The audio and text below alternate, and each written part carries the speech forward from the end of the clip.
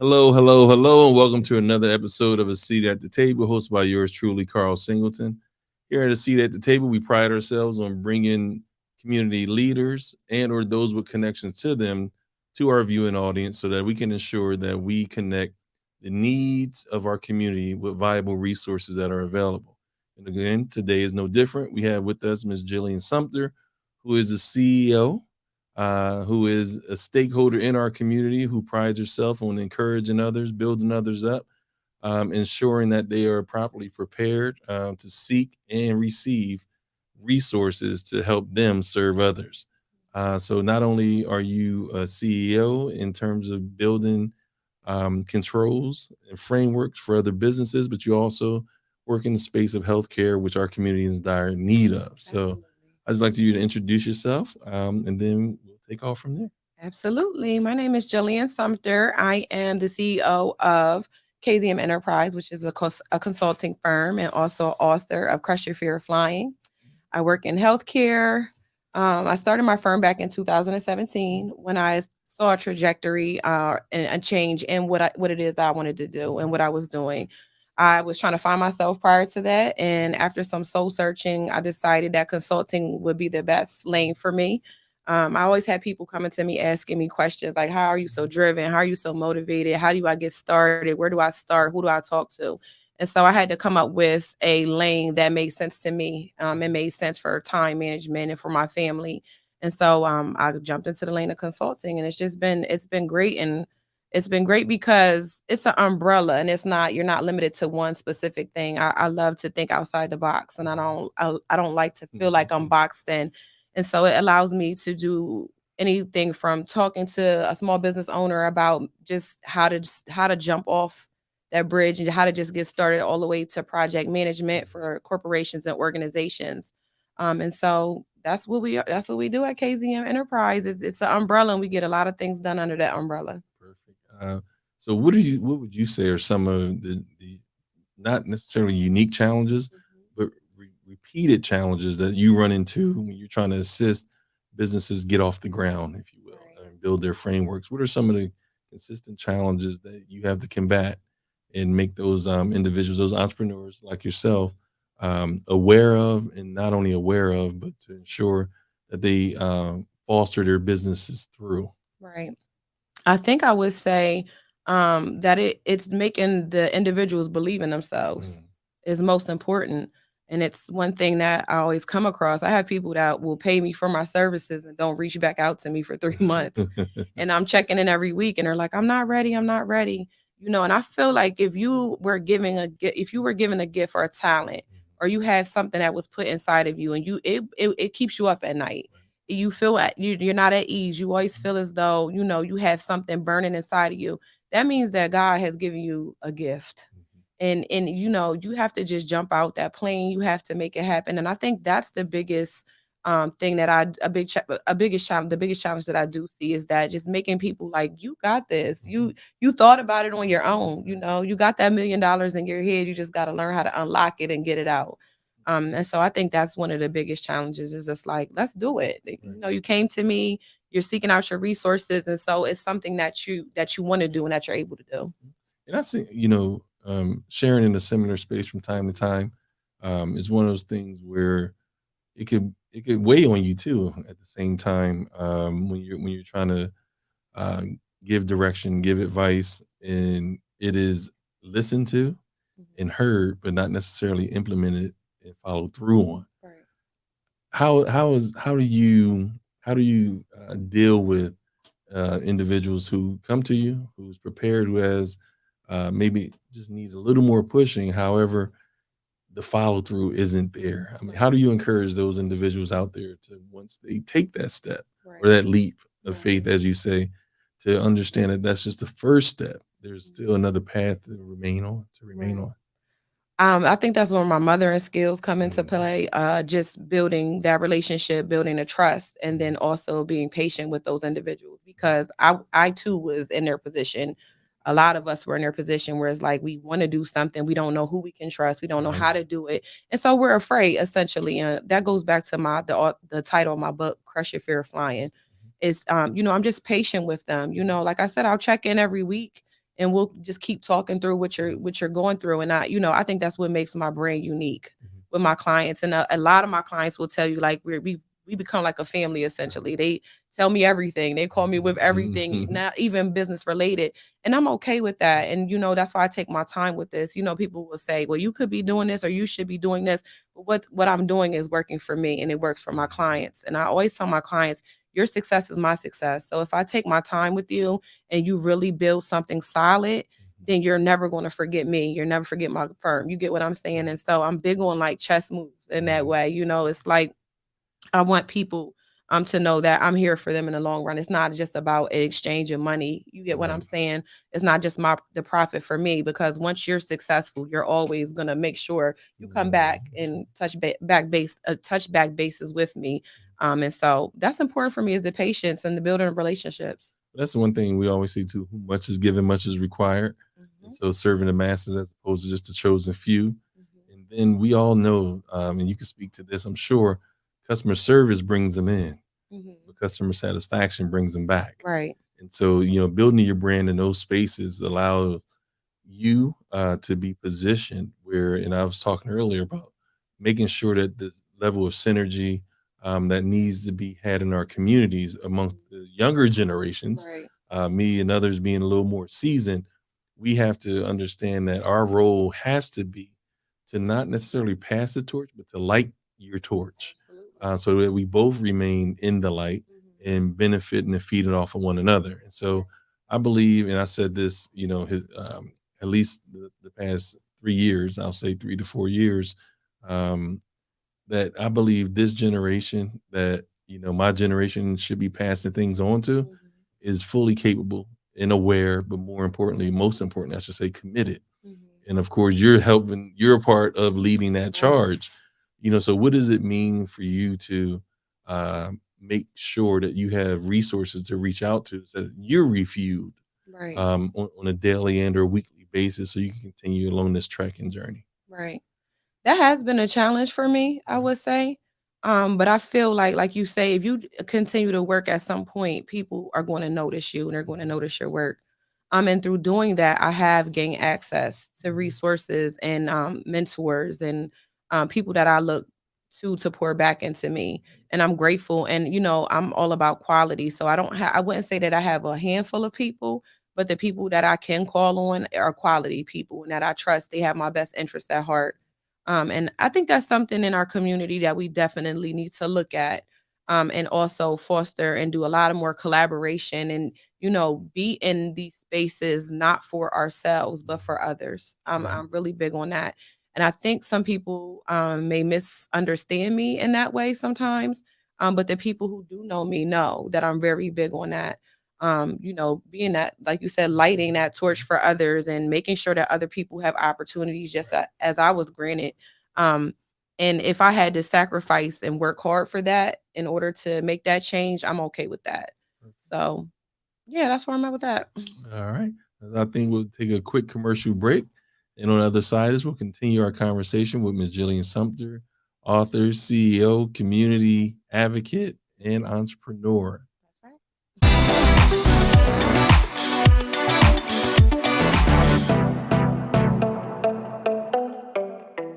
All right, and welcome back. Thanks for being here with us, and Ms. Gillian Sumpter.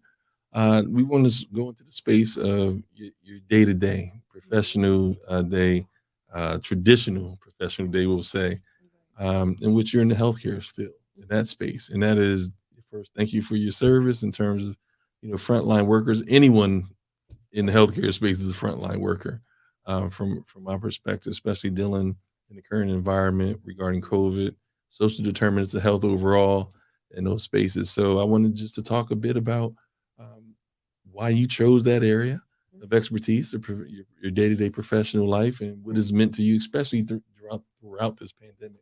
Right. Ooh, I think the profession chose me, honestly. I had Fair. no clue. When when I started working in healthcare 12 years ago, I was going to hack for early childhood We education. lost you. I'm an education I major. We know. lost you over there. I love Wait a minute. education. Don't get me wrong. But again, I'm very I think things through, and so I was working at a daycare and it wasn't adding up to me. I'm seeing people who, I mean, got I'm you. just gonna be honest. I saw people who were teaching and they went to school for 2 years and they were still like, this is not. I'm like, okay, I gotta, switch this up. And so I dropped out a hack and I saw an ad in the newspaper for HIV outreach worker through Hamilton Health Center. Shout out to Hamilton Health Center. And if it wasn't for them, I wouldn't have the career that I do today, to be honest. And I started off as handing out condoms on 3rd Street in high sex traffic areas and talking to the people that were working on the street and talking to kids about HIV and STDs. And that's how I started. And just involve myself so deeply and study HIV so much. I was just like very enthralled with it and just obsessed with it almost to and I was like, I think this is my thing, and I excelled in every position that I ever went in, under, in healthcare. And um I decided to go back to school. I was like, I'm gonna go back to school because education was there, and I said, oh, I'm gonna go back to school. What does that look like? What does school look like to be an HIV social worker or medical case manager? And so I've worked in every sector of HIV you can think of, from women and the unhoused women, substance abuse treatment centers, long-term care. I've worked in a lot of several different sectors for healthcare.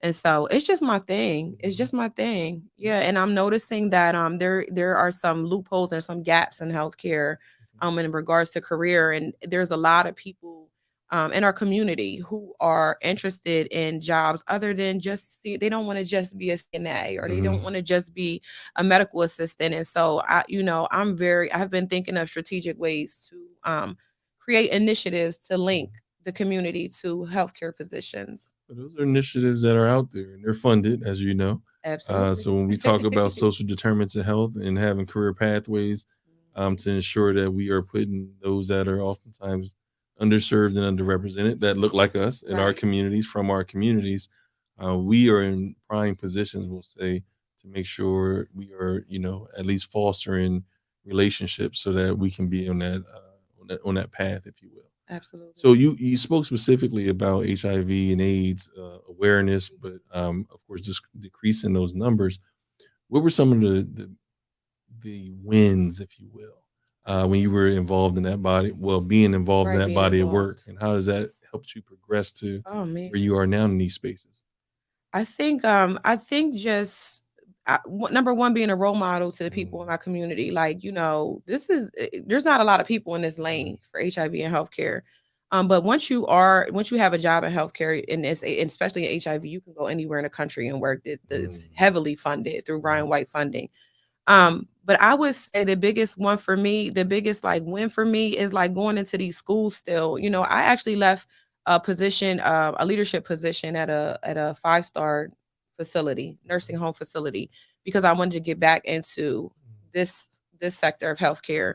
And I go into these places and I dress up like this, mhm, and the people have so many questions, mhm, and they're listening to me and they're intrigued, like, who's this person, And so, to me, that's a win.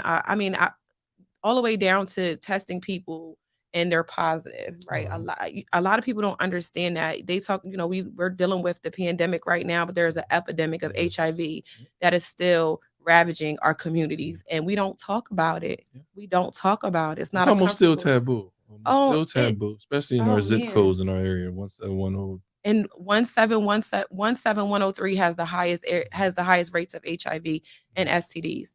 And so, we create, and what I'm very grateful in my current position, they allow me to create initiatives for communities. So what I do is I monitor the amount of new positives in zip codes, and then I create an initiative to go in and like infiltrate and try to Perfect. find out, what's happening in that community. Because even though we have medication, so life sustaining medication for HIV, it's still not a virus or disease that one will want to live with, especially not our Black African American males between the ages of 13 and 25, that are suffering the most from they make up the new infections Wow. for the rates across the country.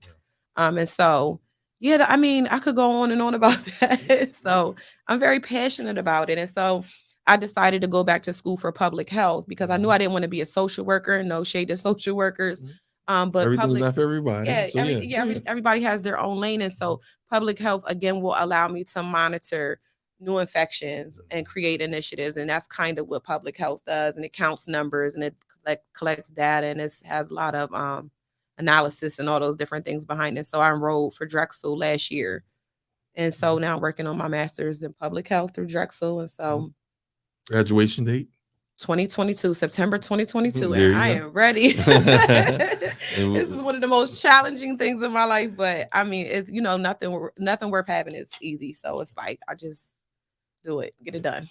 So some of your clients, back to your entrepreneurial Right. background. Some of your clients, they highlight the fact that you're dependable, of Right. course, your quality, and you push them. Right. We had a previous conversation leading up here, and you were adamant. One of the main things I took away was when we were talking about the overall umbrella of the diversity coalition, Right. how you spoke specifically about not having to pay for something that is that the community needs. Right. And so we had a conversation about memberships in certain organizations, including the coalition, that are artificial barriers, quite frankly. Right. And so, we talked and we're going to strategically plan That's right. how to make sure that organizations that are out there can get in contact with you to engage other organizations to make sure they're taking advantage or having access to resources out there, but that it doesn't come at a detriment. Absolutely. And so that was key. That's one of the plethora of reasons Right. why I wanted you on. That's really hit home with me because that's what I'm about. Right. But it didn't come across that way Right. initially, and I was just like, you know what? That's reflecting, highlighted, a gem embedded within you in terms of service to the community. Absolutely. And so I wanted to talk more about when you look at what we have to offer in this community and the importance of having the opportunity of being elsewhere or having other experiences, but never forgetting about home. Right. How do you encourage businesses that come to you to Right. understand the importance of branching out, Mhm. but still Giving back. exactly? I always, the first, like one of the first or second things that I talk about with my clients is connecting their business to their purpose. And think about why you're doing what you're doing. Are you doing it for profit? That's fine. Do I believe that one gets very far, honestly, with integrity and being ethical? No, I don't believe so. And so I always tell people connect your business and connect your purpose and why you're doing it, because I feel like you'll always win in that space. And I feel like that's what's helped me. I don't talk about everything that I do. I don't talk about everything that I engage in. And you won't see it on social media. One might think so, but you don't. And people that really know me and organizations that I've worked with and volunteer for know that. But I'm big on helping and being that angel in disguise. You get what I'm saying? And so I try to tell my clients the same thing. Like, don't forget why you started. What is the reason that you started, and how can you help others? How can you bring up people behind you? Because again, other success will measure your success. Right. It's not just about one person winning or this person.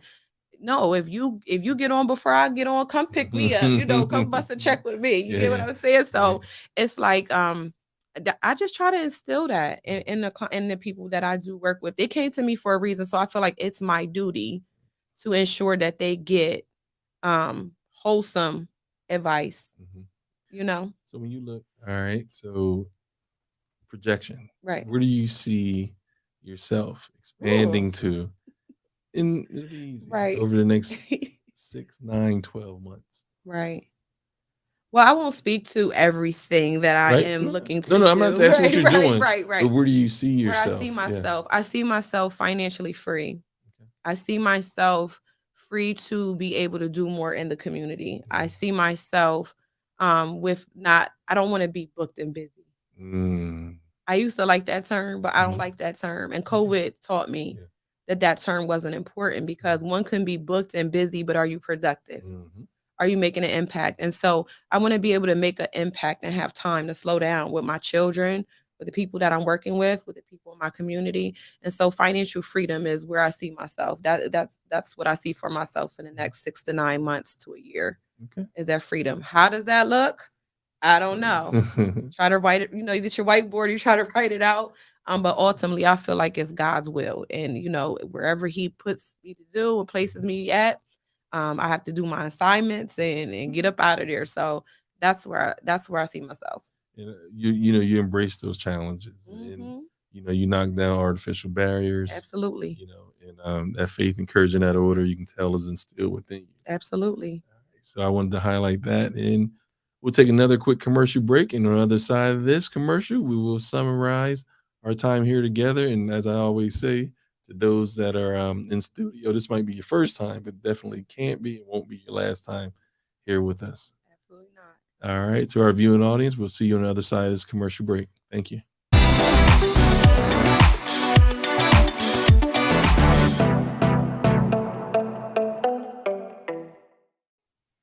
All right, and welcome back. We are again here, and our time goes by just as as quickly as we got started. We come to the end of our segment, this segment. But as my grandmother and grandfather always say, all closed eyes ain't sleep, and all goodbyes ain't going. So we're not closing our eyes, and then we're not going to sleep. But before we do go, we want to talk. We can't leave without talking about family. And how important family is to you, whether it's being a self-published author, whether it's being a CEO, helping others. But you clearly understand that chivalry and charity starts at home. Absolutely. And so I wanted you to talk about your family as a wife, as a mother, as a Ooh, that's a whole nother full-time job. Sometimes I think I got superpowers. My family is very important to me. I'm big on family. Like I said, I grew up in a single parent home, and I was raised, I had an older sister who's no longer here, and she's really the reason why I do a lot that I do, because I saw her do. She did all this before it was cool to do it. You get what I'm saying? Gotcha. And so I watched her raise her family and how much she committed to her family, and I didn't think that I wanted that necessarily, but it's how it rolled. And so I'm married. I love my husband. My husband's the backbone to everything I do, as much as I don't want to make, women is hard-headed, but my husband holds me down in ways imaginable. And I don't know how he deals with me sometimes, to be honest. He's just my anchor. He's an anchor. And and what do they say? Opposites attract. Yes, opposites attract. He's so quiet and reserved, but he really holds me down to be able to do all of these things that I get to do. And so my children, I love my children so much. They're little me's too. Like, they're just around. My oldest son has a business, and my one son, he studies the stock market and all types of stuff. And my daughter she just does whatever. She does whatever she puts her mind to, she can do. And so it's just like it's been fulfilling to give them everything I did not have. We could go on forever about that, but was it intentional? No. Okay. But it's how it happened, and I'm grateful for it, because like I said, they're my anchor. They keep me in place. Okay. But of course, shout out to Mr. Sumpter, who I've seen. That's the name. And was stuck out to me. I remember we were first starting our Kings organization. For those who don't know, Kings, we meet as Black men. Yes. Every other Saturday, virtually and or in person. And King stands for keeping intercity neighborhoods great and safe. And I remember, we were talking, sending out email blasts, and you inboxed me. He was like, hey, basically, my man, you left somebody off the list. My husband's not on that list. Exactly. And I was like, what? That was an oversight. It's the gray hairs, because he's somebody that I've watched from afar, coming back, watching the younger Cougars, and everything. He's always been that dude, in terms of positive addition to the community and things. So, I say power couple. Absolutely. The Obamas 4.0. Right.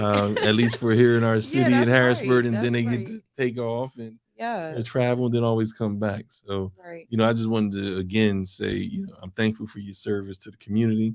We are thankful to your service to the community.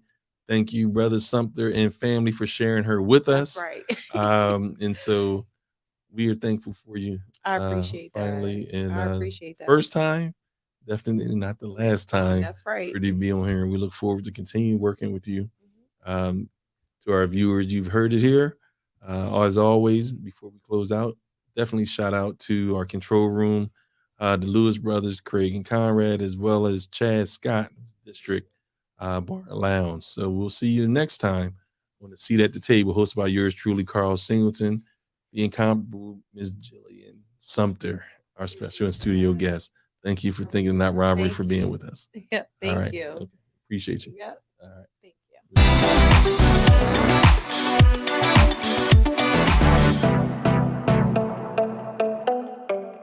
Hello, and welcome to our next segment on the Seat at the Table, hosted by yours truly, Karl Singleton.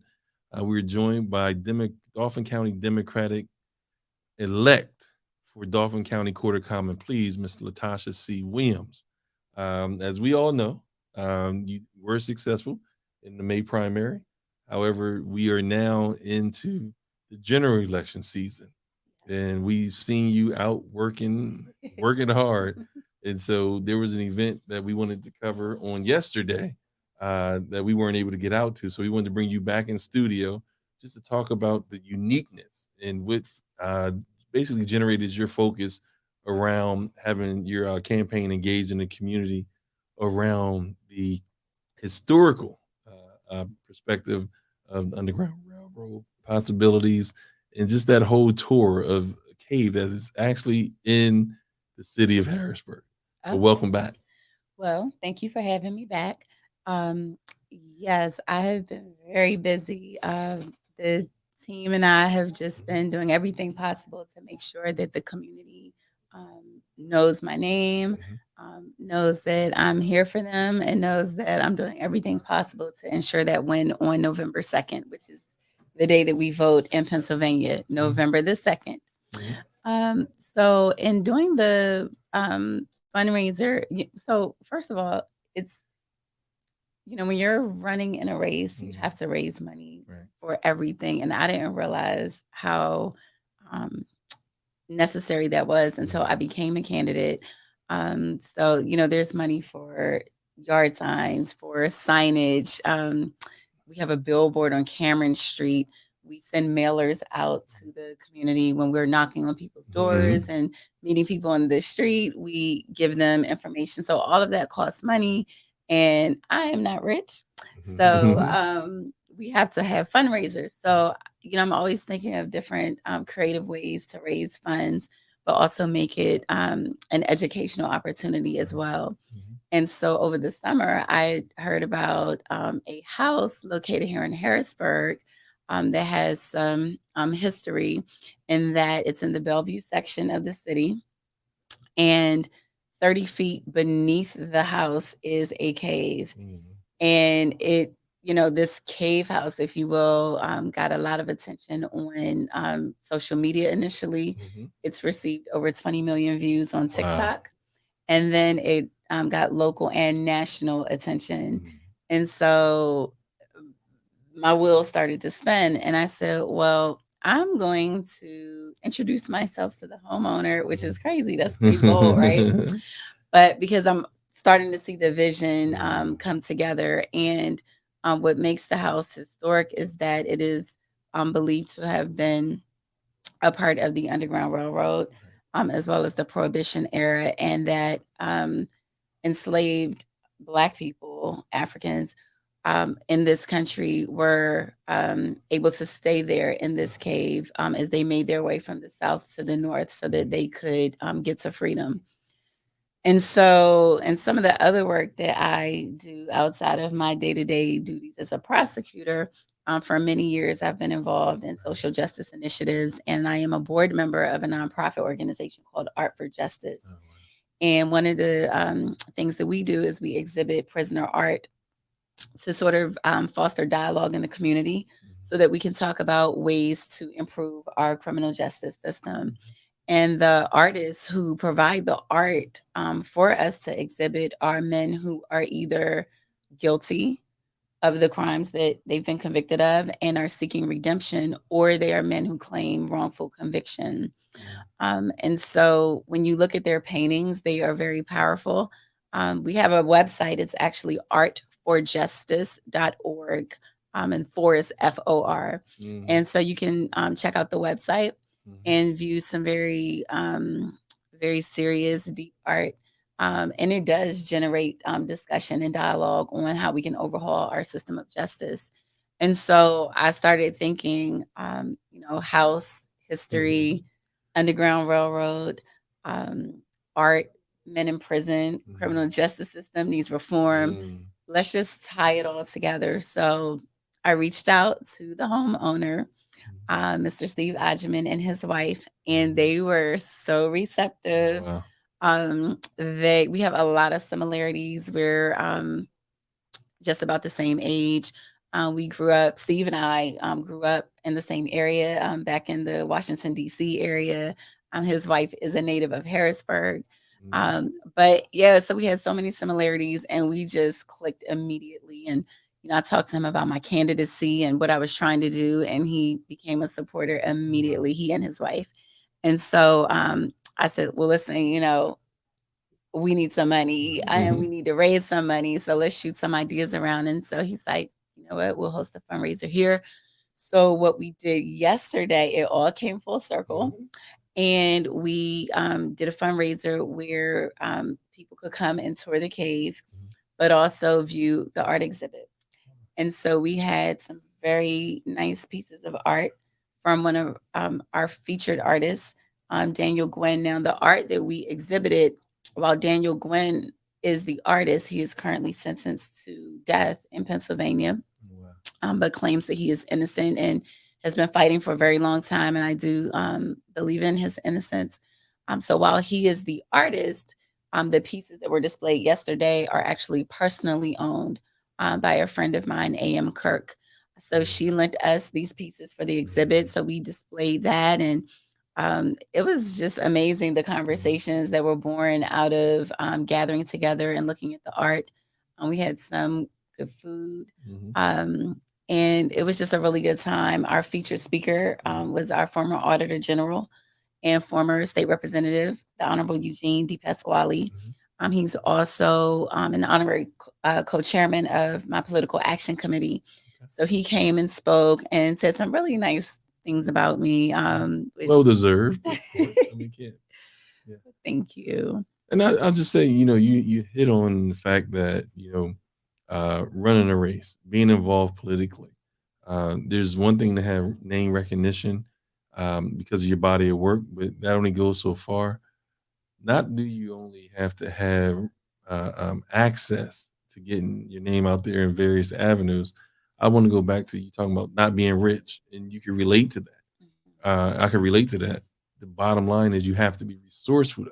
I see what you did yesterday, which is why I wanted to highlight that as being resourceful in a way where it could generate conversation, it can generate word of mouth discussions to make sure that your message, your vision is out there.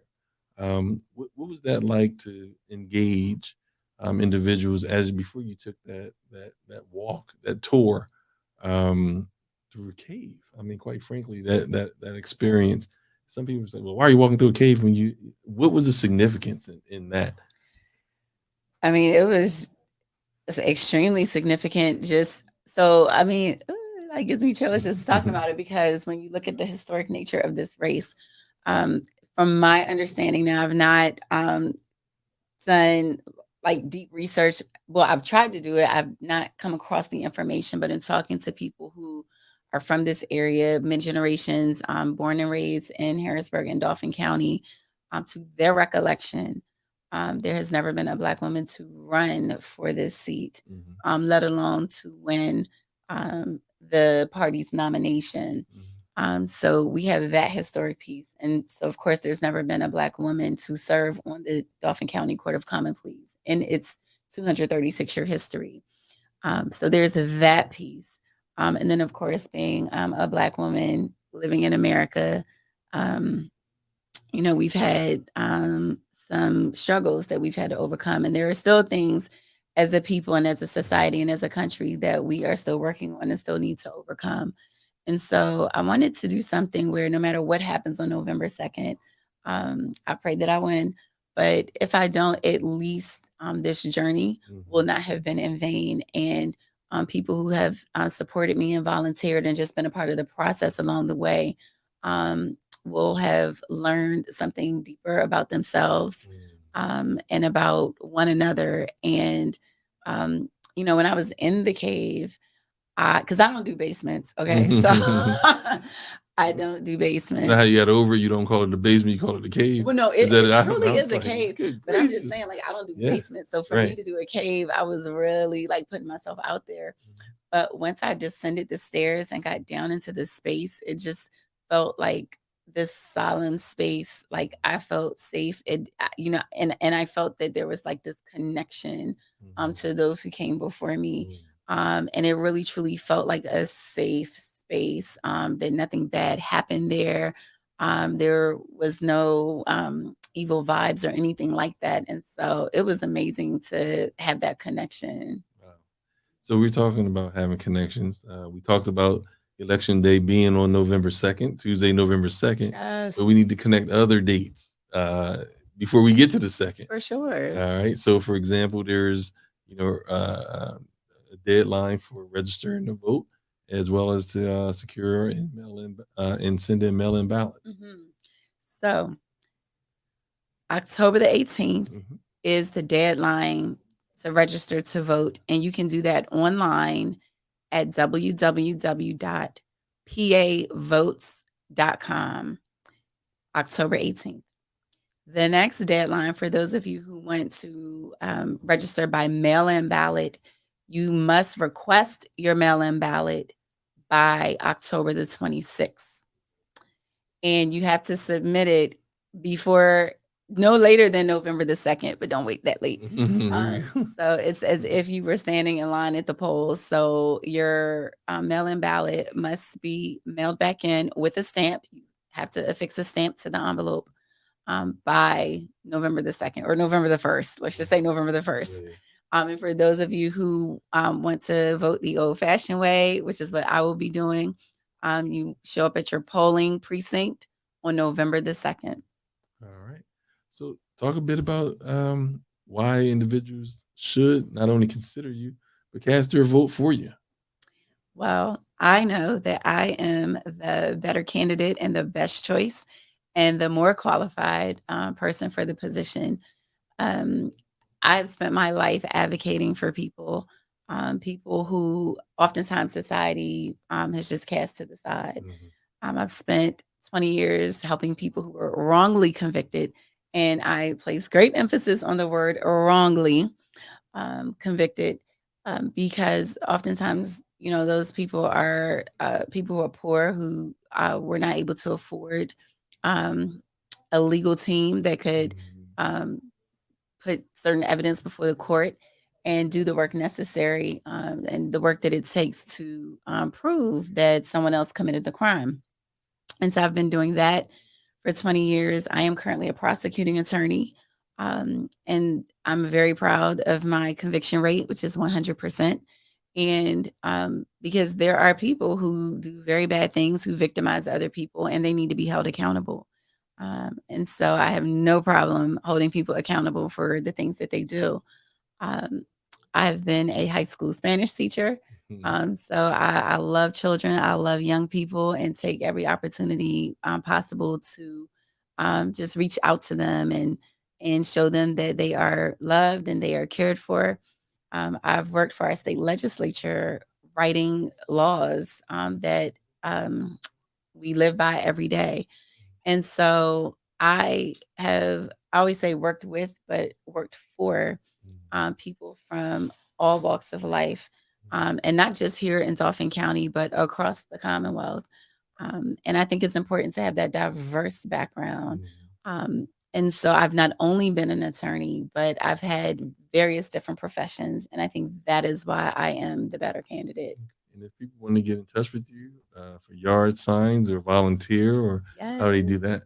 We will be so happy for anyone who wants to volunteer. The more, the merrier, particularly on November the 2nd. We need all hands on deck at all the precincts throughout the Commonwealth. So we welcome anyone who has extra time that they can lend support to our campaign. You can reach out to us on our website. It's www.latasha4countyjudge.com. You can also reach us via text message, via email, and all of that contact information is on our website. And is that the number 4 or FOR? FOR. Okay. All right. And so you have it here. We wanted to make sure that we talked about the body of work that you continue to be involved in. The event yesterday, which I heard was phenomenal. Of course, as I said, I would have supported it, but even if I was available to be there, I was not going in the cave. So I know, no, but there'll be other times. Who knows? Maybe I can face my fears one day. Absolutely. And just embark upon Gillian's that. What?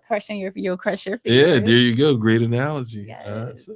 Yeah, just wanted to take the time to have you on again because the season is upon us again.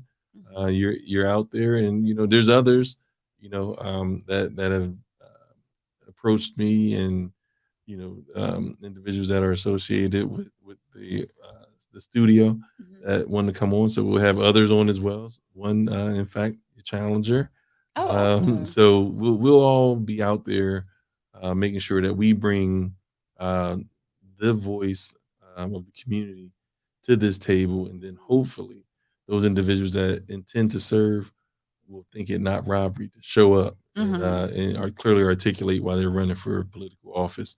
Yes. So you are the first to be here, and we like to kick off our season with you. So thank you for joining us. Thank you for having me. And before we go, I completely forgot to mention that I am hosting an expungement clinic on October the 16th. That's a Saturday. It will take place at the Allison Hill Community Center, and it begins at 5:00 p.m. and it'll run from 5:00 p.m. to 8:00 p.m. And the purpose of the clinic is for people to come out and learn what they need to do to get their arrest records expunged. And they'll also be able to learn about the commutation and pardons process in Pennsylvania. So please come out. It is a free event. And we just want to empower people so that they don't feel that their past is keeping them from moving forward and stopping them from creating a brighter future for themselves. So I just wanted to mention that. Definitely, anytime. And as a mentor of mine always says, who's involved in the field of law, quoting Reverend Dr. Martin Luther King, the arc of the moral universe is long, but it bends towards justice. And it's just good to see someone like yourself qualify, and represent the chance to create history because you're quality and qualified here in Dauphin County, to be able to have you here on this platform and introduce you to, or reintroduce you, and continue to have you in front of our viewing audience so that they can learn more about you, more about the platform, and most importantly, most about who will be serving them if and or when you're victorious. So thank you for joining us again. Thank you for having having me. And the door is always open. Thank you. All right. And again, thank you to our viewing audience. We'll see you next time on the Seat at the Table.